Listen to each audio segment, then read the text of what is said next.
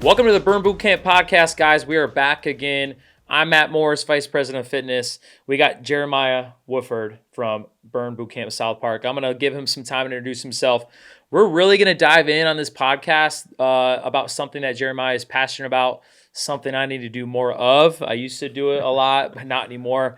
But we're really going to talk about yoga and the benefits of yoga, how Jeremiah got started with yoga, why he loves it so much, and really talk to you about our yoga, which is called Motion, on Burn Boot Camp On Demand, which the app launched on October 2nd. So, Jeremiah, thank you for being here. This isn't your first time being on the podcast. This isn't your first rodeo.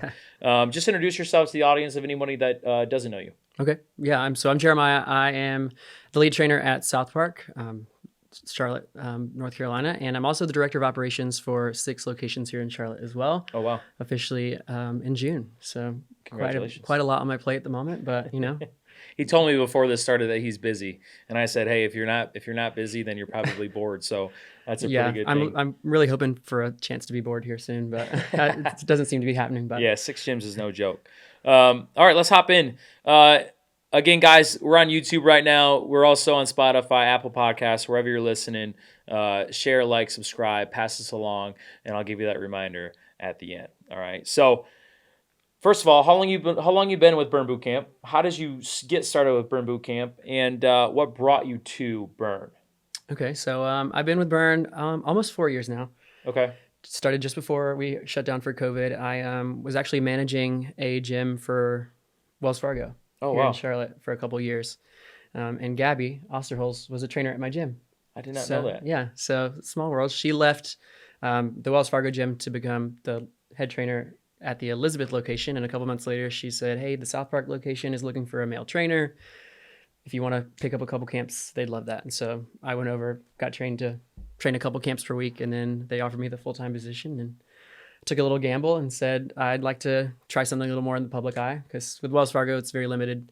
You can only work with their employees. Okay. You know, there's a lot of red tape as far as how much time they get off, how much they can come to the gym, that kind of thing. So I was only seeing a very limited amount of people. And, you know, I like people. I'm a people person. So I wanted that opportunity to kind of go out and meet more and impact more people. That's awesome. So you've been here 4 years.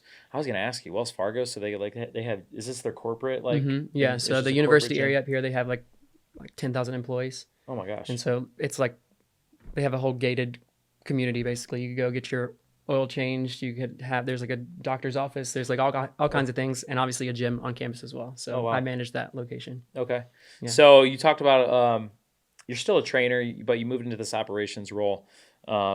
Just talk to me about, and I know some people are thinking about becoming a trainer. We just talked about before we got on about he's onboarding a new trainer who literally just passed their exam yesterday. This morning, as you're watching this, we were talking about also somebody that I train on Burn Boot Camp On Demand. She just got certified. So if you're listening right now and you're wondering what it's like initially when you first become a trainer, how is that? What should they expect? Well, becoming a trainer is one thing. Becoming a Burn Boot Camp trainer is quite a different thing. So if you're specifically looking to be a Burn Boot Camp trainer, just expect to learn a lot very quickly. Yeah. We, for lack of better terms, are just going to throw you in, and you're going to learn best from experience, right? So as long as you've got that base knowledge of how the body should work, we're going to take it and we're just going to add layers and layers and layers of how to train people one-on-one, and how to motivate and how to push and how to, command a room the way you want, which, some people start at a different level. Some people have a little more comfortability with that. So depending on where you're starting, kind of depends on how quickly we transition you to being just a trainer by yourself. But, it's a lot. It's not necessarily as simple as just putting the microphone on and saying go. Yeah. I think that's great advice. And the piece of advice I give is, I tell this to people all the time. And what I did is just like, shut up and listen. Because if you come in and you're constantly talking twice more than you're actually listening and learning, then you won't accelerate as fast as you should. So listen, learn. Whoever is training you has probably trained 1,000 camps. Jeremiah's trained thousands and thousands of camps over 4 years. So if you ever guys get into that position, it will be a lot initially. Will be drinking through a fire hose, but that will eventually slow down with the more reps you get. So awesome. All right, let's talk about why you're really here, and that is yoga. So I'm gonna make an assumption here, and correct me if I'm wrong, but you've been practicing yoga for a lot longer than you've been a burn trainer. Correct. So tell us about how you got into yoga, Okay, the so start of it. What was the thing that like, oh my God, I love the feeling of this. Do you remember that? And when was that? yeah, so I got started in fitness when I was in college. I have my undergrad is in biology, so I was thinking more of like the pre-med route. But about 2 years in, I was really trying to get focused on my personal fitness, and I lost a bunch of weight and was trying to find a way to continue to keep that that habit going. And I started taking group fitness exercise classes at like the rec center at my college. Okay. And then I actually loved them so much that I decided I wanted to teach them as well. So I was doing group fitness for a while, and I got trained in, some of you may know Les Mills. Yep. So I had 4 certifications through them at one point. I did Body Attack, Body Step, and then Body Flow, which is their yoga. And so I kind of got into that just by dabbling here and there, trying to add, just trying different things. And I really loved the aspect of moving in a way that's not quite the same as, going to lift weights or trying to do that like high intensity cardio. And there's this balance when you go into yoga where it is extremely challenging, just in a completely different way. Yep. And it pushes you mentally in your workout unlike anything else. I agree to that. I was telling Jeremiah before this, I told you when we started, I used to do yoga like every day before I moved down here in 2017. I belonged to a yoga studio in Grand Rapids called Funky Buddha. And I would go there like every day. It was hot yoga. They ramped up the room to 95 degrees. It was a 60-minute yoga class. And again, by the end, you produce the same amount of sweat you would do in a workout, but to get there is a lot different because you're in one spot, right? You're not sprinting. You're not lifting weights.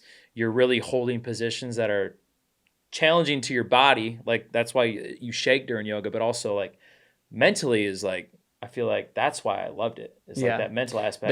There's an aspect of growth that you get mentally if you actually like submit to the experience and being in that room and being pushed in the way that yoga pushes you, that you can't really get anywhere else. That's the key. Is that's what I had to fight when I first started, was like submitting to the fact that, because you're tensed up while you do it, but you also have to relax. And that takes a minute to be like, hey, this is going to suck.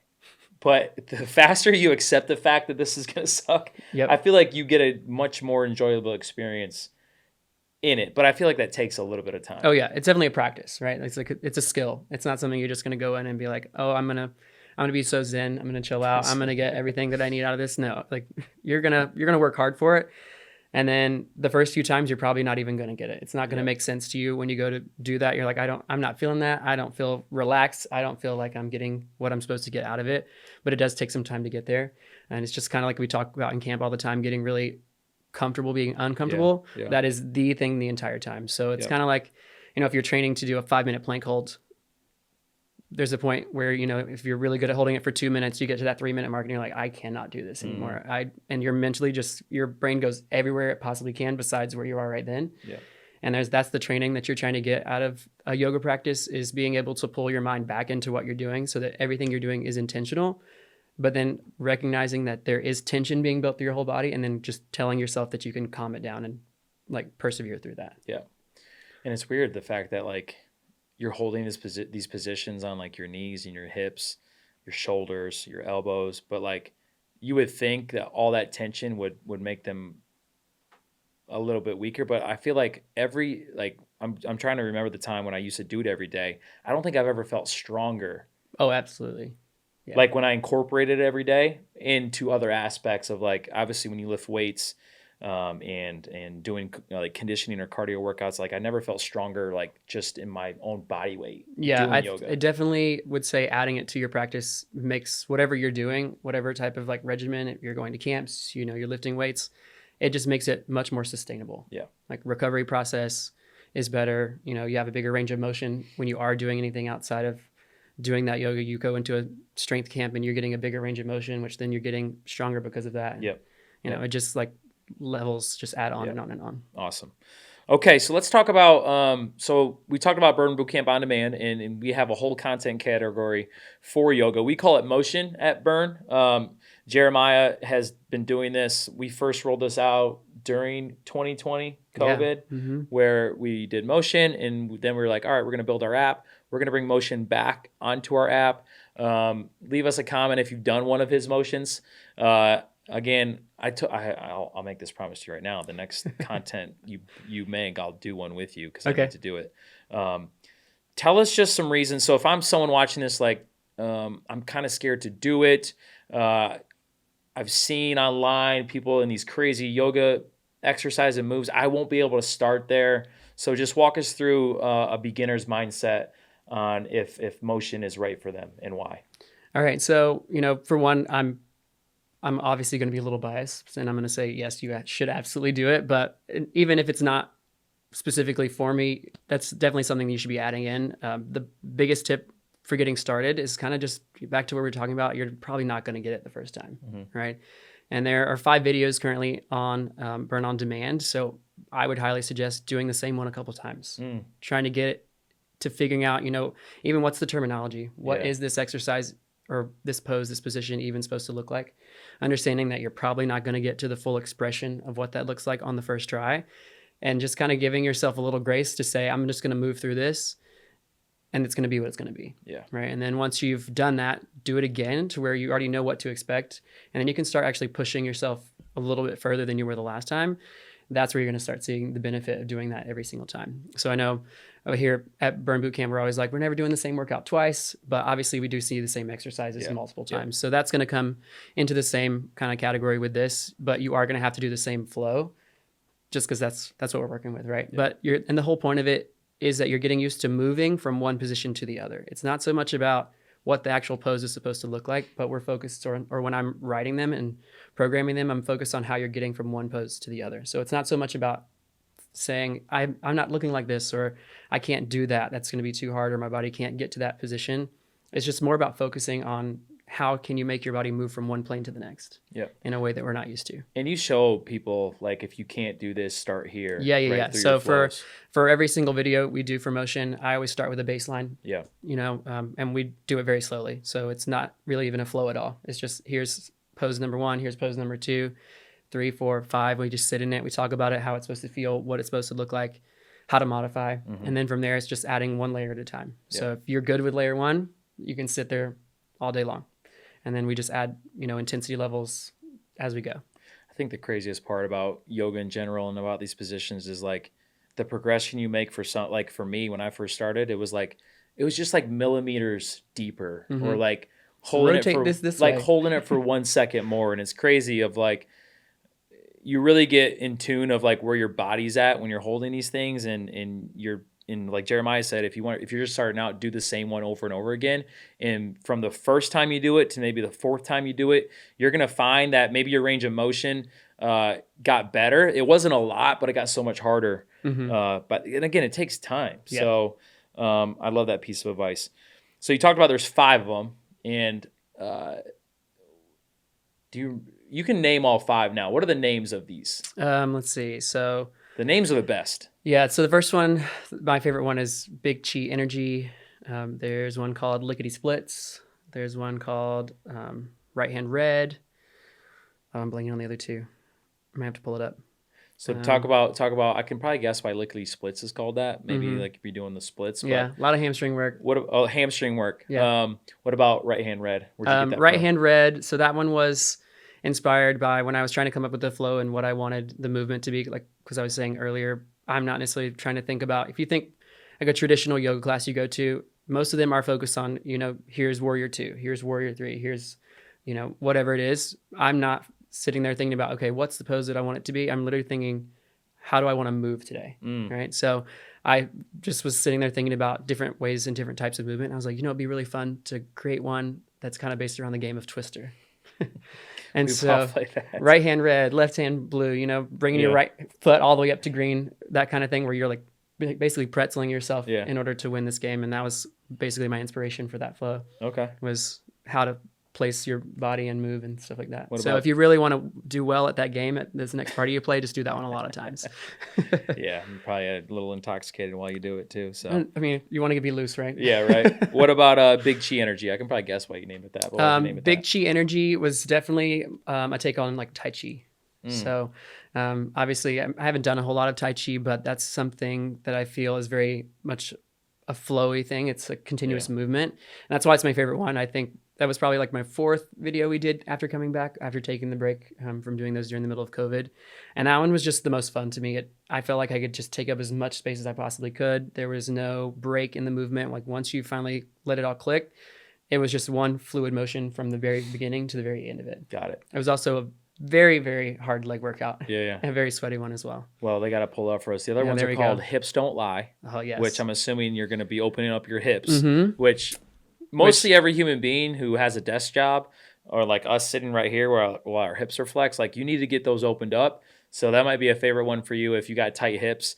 Or if you're really trying to work on pistol squats. Or There's that. a little bit of work in there as well. Or that. And then Take Flight. Take Flight was balance, which I personally was my least favorite, but only because we were doing it on the floating floor. Oh, So okay. if you've ever tried to do any type of balancing on something that is not stable, Yeah. it is very hard. And balance in general is hard on a flat floor. So when we had recorded Motion a couple years ago for the first time, we were just on a rubber floor back before the studio was completely revamped. So in my head, I'm just like, writing Do the it same again. thing as normal. And then I got in here, I was like, oh shoot, I forgot we're on the floating floor Yeah, now. yeah. And so basically the whole video, we're falling over. Like, so if you want a video to start with that's going to make you feel better about not necessarily, crushing it the first time, that's that one one. to do, because I will fall every 5 minutes right there with you. Perfect. So Take Flight's your least favorite. What's your most favorite of the 5 that we named? And then Most why? favorite is Big Chi Energy. Like Okay. it was just the most fun. Second from there is probably Hips Don't Lie. Okay. I just, hips are a necessity to work on. Everybody's are tight. Everybody's can work on more. And we hold a lot of tension there the entire time. So I felt like I finished that one and just my whole hip joints just felt kind of like jello. Yeah. It was like immediate. It's amazing. Like if you don't want to, if you never felt the feeling of like opening up your hips in a proper way, do Hips Don't Lie, because I do remember the first time like I submitted to like a yoga class at Funky Buddha, and the feeling you get afterwards is like an endorphin rush to your hips. We're It's like, a literal- dude, these it's like have a literal never high. felt this loose before. I feel like I can go squat a house, and that's why I fell in love with it. But that's awesome. Talk about, so the length of these 5 that we talked about are anywhere between 30, 45 minutes. I'd say they average 40. Average 40 There's minutes. about 40 minutes, pretty much almost all of them. I think the longest one is like 43. Okay. But they also, the flow builds, like we said, it starts with that base layer where we just talk about each pose and what it's supposed to look like. The intensity goes up, the speed goes up as we go. And at the end, I pick one pose that we just sit in for like a minute or two at the end as like a cool down kind of thing. But it's all focused on what we just worked, so that hopefully you're going to get into that pose a little deeper than you would have normally. Okay. Okay, so someone's listening as a beginner. They love motion. They continue to want to make it part of their weekly routine. What should they invest in to make their yoga, their motion camp better? So like, what would you recommend as a yoga mat? Would you recommend getting yoga blocks? What type of outfit, like, because it does matter what type of like clothing you wear at yoga. You don't want to be too tight or restricted. So what recommendations can you give to the people that maybe are looking for a new yoga mat? I would say the big thing that's going to come into play is like what environment you're doing it in. So if you're doing it at home and you're working on carpet versus you're working on like hardwood floors or linoleum or something like that, that's going to be a big part in it. So, if you're working on carpet, you're probably fine without a yoga mat. But I'd say if you're working on anything that's going to get slick, you're probably going to want to invest in some kind of mat, just because, you're going to start to get sweaty, you're going to start to get slippery. And if you're not able to control yourself, then that's a great way to get injured, which obviously we don't want. But you can't go wrong with getting a little mat just for extra padding. But same thing there. Anything that's not going to slip or slide is going to be your best bet. It's not a hot yoga class or anything like that, so you're not going to sweat quite as much. So it should be fine. If you find that your mobility is not really great from the start, a yoga block is a great place to start, especially anything that we're balancing or we do a lot of things where you need to have your feet and your hands on the floor. If you have a hard time touching your toes, then you definitely need a block. So talk about what a yoga block is for somebody that doesn't Yeah. know. So for a yoga block, it's literally just a square piece of foam, like a hard foam. It's just for support. You can use it on pretty much anything. I use it all the time. It helps, if you can also go into that, if you start to use it a lot, you can look up some different videos on how to do supported exercises or just for relief, like a glute bridge. I've done that one a lot, where you slide the block underneath your hips and you actually can let go of holding that so that your back releases. But it's a really great tool if you don't have the mobility to get the full expression, or maybe not even the core strength to hold yourself up the way you want just yet. But, as far as attire goes, for me, I'd say you don't want something restrictive. You're not going to want something that's super tight that you aren't going to get. Jeans, don't be wearing jeans. Full range of motion, yeah. And nothing baggy really either, because you're going to be inverted part of the time. Yep. And nothing gets on my nerves more than a workout when my shirt's So falling over my chin. when I first started doing it, I wore a t-shirt that wasn't and you'd be like, you wouldn't be worrying about what the pose is. You kept worrying about shifting getting your up my shirt body. back down. I'm like tucking it in. Yeah. So after a while, I was like, I'm just gonna. I mean, other people have their shirts off in here. I'm gonna take my shirt off. That's the way. Yeah. It's preferred method, but to each his own. What about would you recommend maybe doing it like if they do it in their house? Obviously, maybe going to like the warmest room in the house. Yeah, absolutely. The quicker you can get warmed in the flow would be better. Tip to the trade here: if your mobility is something that you really want to work on, like this is something you're really taking seriously, and you want to get just that little extra head start, you can take a shower beforehand. A warm really shower? hot shower. Hot shower? Yeah, or a bath or something like that, just so your body already starts to heat up. And then it's just going to automatically be just a little more loose. Yeah. And then you're going to build the heat internally from doing the work, and you're going to get a lot further faster. Yeah, the biggest mistake I did before I joined a studio was I would do it in my basement. My basement was always cold, and like you never get there in there. Yeah. And then you're like, you go to a hot studio and you're like, okay, I get it, because 3 minutes in, your body is like automatically loose, and you just have a better experience that way. So awesome. Any other tips you would give for yoga? I mean, you talked about like mental clarity and that type, but for you, what's been the biggest difference in your body of incorporating yoga, daily, 3 times a week, maybe once a week they start at, but what's the biggest thing that you've seen transfer in your body? I talked about it a little bit, but recovery, I would say that's the best part. You mean for take me. it as like a rest day or recovery day? Or I just mean it aids in my recovery. Oh, got it. So when I'm like, busting my ass in camp and I'm working really hard and I'm doing yoga outside of that or working on my mobility, I recover from the work that I'm doing in camp so much faster. I sleep better because, in a yoga class or in motion or anytime you're working on mobility, you should really be focused on your breathing. Yeah. Right? And that breathing is then working on your body's stress response and everything that's happening there. So, it aids in your sleeping. It helps in your range of motion, which means you're probably not building quite as much tension when you're going to work out and you're doing those really heavy strength days. And then you go into the yoga class again and you're breaking down all the tension that you built, but you're not losing that strength because it's still active. Yeah.